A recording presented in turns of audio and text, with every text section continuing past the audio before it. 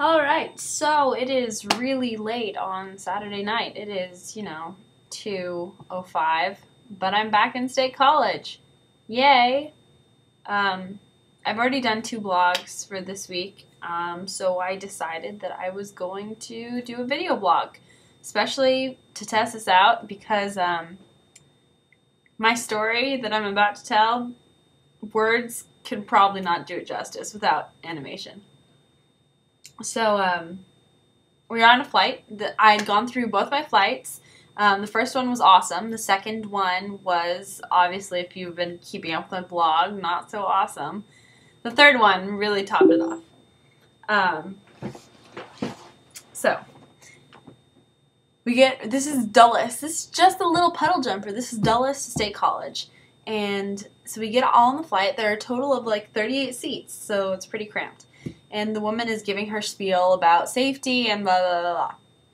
And then all of a sudden, all the lights go out, so all the electricity in the plane, which is whatever. We're still at the gate.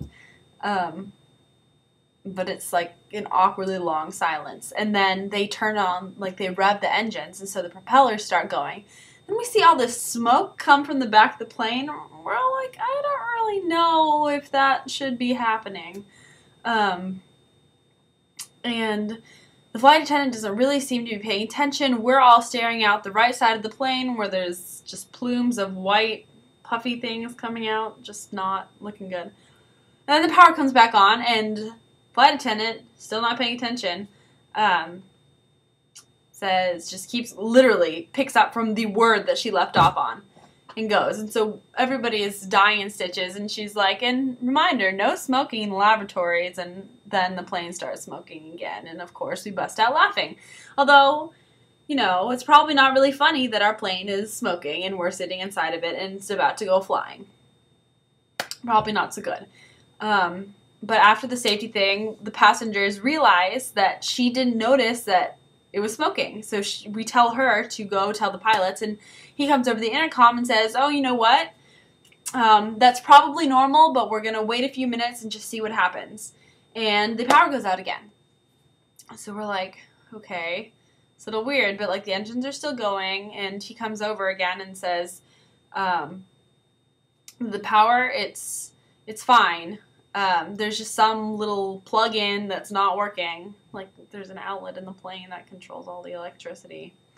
But it's fine, because we're not smoking anymore. The propellers are kind of moving. So we move on to the runway. So we start taxiing. And all of a sudden, we start turning. And then we start turning more and more. And then we start doing donuts. And we're like, what is going on? We realize that the propeller on the left has stopped working entirely. So only the right one's going.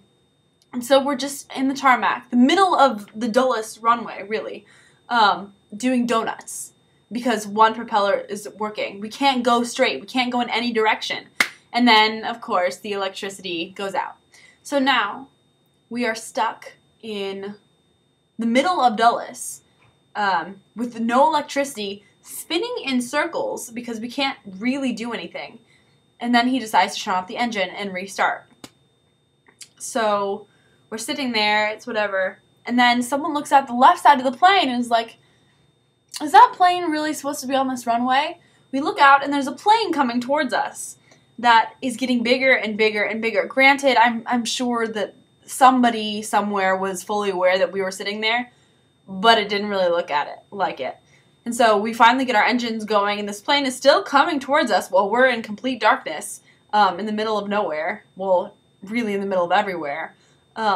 Light comes back on, and then we move. So that's that. And you're like, well, you know what? That was a fun adventure. It's all good. Not over yet. We taxi back to the gate from here, and then they get people on board to check it, and like outside, they're doing all the checks. They don't see anything wrong with the plane. At this point, the passengers are kind of like, oh, I don't really know if this is entirely safe. And so then we take off. But the fun doesn't end there. So about 20 minutes into the flight, everything's been going totally smoothly. It's like, it's great, it's awesome. And then the power goes out. Everything. It's just silence. You hear the propellers are still going, but they're getting quieter. They're, like, the plane's getting a little bit heavier. We start going down. It's not like a huge, like, but we're like, okay, we are, you know, descending, and I don't think we're there yet. And like I said, there's no power. Then the power strips come on, the exit signs light up, and our flight attendant is not very good. I don't think she really knows what she's doing, so she's panicking a little bit, but not being helpful at all. So she's just, let's pretend that she's not even there. And the captain comes over and says, okay, everything is fine. We're just gonna try and regain, like, anything, regain our altitude, because then eventually the power comes back on. And we go up, but we go up way too fast. So guess what happens? We got the little yellow masks. Woo! So that's a first. We got the yellow masks. Mine was the only one that inflated, because I know they always say they don't have to inflate to tell you the oxygen is still going through. Mine actually didn't inflate. No one else's did. And then we had, you know, one last feat in us. Yeah, so we were landing, and everything had been going fine. Our masks were going, it was all good. So we get on the runway, and, like, we land, and then our brakes don't work.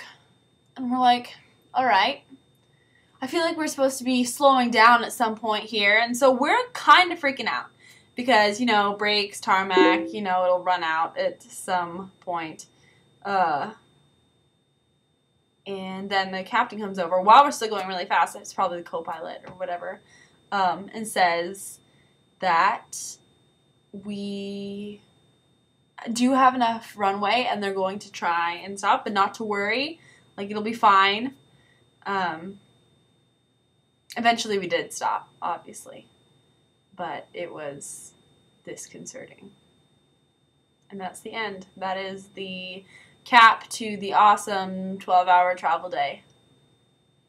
As you can see, I'm really tired. I'm sorry if that story was a little bit chopped up, but I was flipping out the whole time. But for some reason, our whole flight really didn't think any of it was scary. We were all laughing the whole time. Yeah, I don't know how logical that is. But, yeah. So there's my first video blog. Woo! It has nothing to do with anything except the fact that United Air is kind of sketchy.